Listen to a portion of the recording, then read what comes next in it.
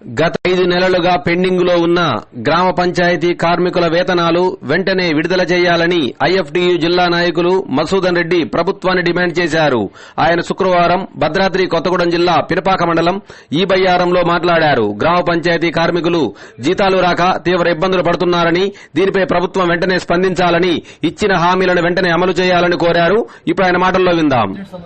మంచినీటి సమస్య కూడా మళ్లించండి చెప్పేసి ఉన్నతాధికారులు చెప్తా ఉన్నారు. దాంతో కొంత మేము అటు దాన్ని డైవర్ట్ చేయాల్సి వస్తుంది. దాంతో కొంచెం ఇక్కడ కార్మికుల జీతాలు చెల్లించలేకపోతున్నామని చెప్పేసి వాళ్ళు చెప్తా ఉన్నారు.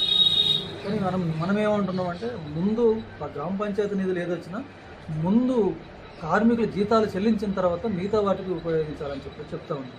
ఇంకా బ్రతుకు తెరువు కాబట్టి ఒక అభివృద్ధి విషయంలో ఒక వెనక ముందు అయినా ఇబ్బంది లేదు, కానీ అసలు ముందు ఆ కార్మికుడు డబ్బులు ఇవ్వకపోతే ఆ కుటుంబం రోడ్డున పడేటువంటి పరిస్థితి ఉంటుంది. కాబట్టి ముందు ప్రయారిటీ జీతాలకు ఇచ్చిన తర్వాతనే మిగతా వాటికి ఖర్చు పెట్టుకుంటే మంచిదని చెప్పేసి కూడా మేము సూచిస్తాను. అట్లా అధికారులు కూడా అట్లా కోరుతాము.